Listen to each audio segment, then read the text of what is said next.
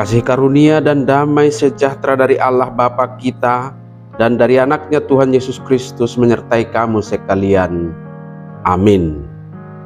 Shalom saudara-saudari sahabatku semua di dalam nama Tuhan Yesus. Firman Tuhan yang menyapa kita di akhir pekan ini, hari Sabtu tanggal 6 April 2024, tertulis di dalam kitab Kejadian pasal 8 ayat 22. Mari sahabatku semua, kita simak dan renungkan firman Tuhan yang menjadi kekuatan dan inspirasi untuk menjalani hari ini. Demikian: selama bumi masih ada, takkan berhenti-henti musim menabur dan menuai, dingin dan panas, kemarau dan hujan, siang dan malam. Ope saliling adong tanoon dang jadi masohot saburot dohot gotilon, ari ngali dohot ari las, ari logo dohot roddoniari, arian dohot borngin. Demikian firman Tuhan. Saudara-saudari sahabatku semua, nasarian kita hari ini merupakan bagian dari kisah Nuh setelah banjir besar yang kita kenal dengan air bah melenyapkan seluruh umat manusia kecuali keluarga Nuh dan binatang-binatang yang diangkutnya dalam bahteranya. Kita tahu bahwa kisah Nuh adalah tentang prinsip hidup dalam ketaatan dan kesetiaan kepada Allah di tengah kehidupan manusia di bumi yang cenderung hidup dalam kebejatan moral, dosa dan kejahatan. Dalam ketaatan dan kesetiaan iman Nuh ini, dia dan seluruh keluarganya diselamatkan oleh Allah dari air bah. Dan bukan hanya diselamatkan dari air bah, tetapi Allah berjanji kepada Nuh dan keturunannya bahwa siklus alam akan diatur dengan baik oleh Allah, seperti masa menabur dan menuai, musim panas dan musim dingin, siang dan malam yang tidak akan berhenti selama bumi masih ada.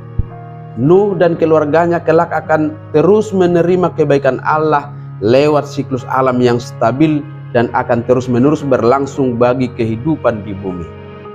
Lalu muncul pertanyaan, apakah setelah itu tidak akan ada lagi banjir, atau apakah tidak akan ada bencana alam?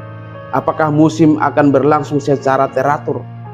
Kenyataannya di berbagai tempat di bumi ini, termasuk di negeri kita sendiri, sampai saat ini kita bisa menyaksikan lewat media televisi dan media sosial lainnya.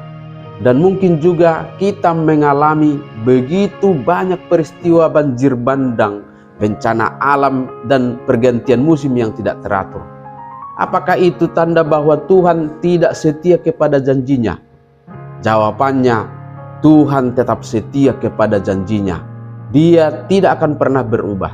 Yang harus kita pertanyakan saat ini adalah, apakah kita dapat meneladani iman dan kesetiaan Nuh?